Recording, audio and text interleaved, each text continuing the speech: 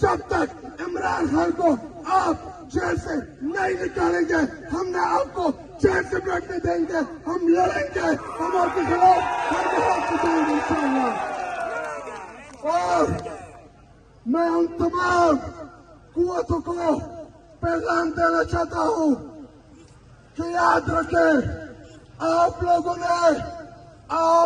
ने कौम के मैंडेट के ऊपर जो डाका डाला, लोगों ने वोट इमरान खान को दिया, आप लोगों ने फॉर्म 47 के जरिए उसके ऊपर डाका डाला।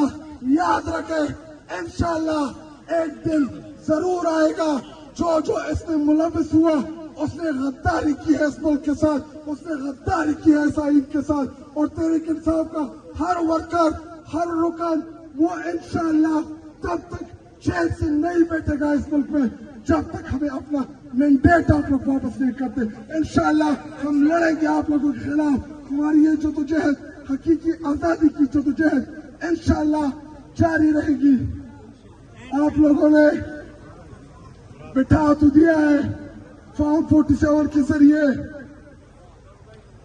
जब तक सियासी इस्तेहकाम नहीं आएगा, माशी इस्तेहकाम नहीं आएगा, जब तक माशी इस्तेहकाम नहीं आएगा, गरीब की जिंदगी में फर्क नहीं पड़ेगा।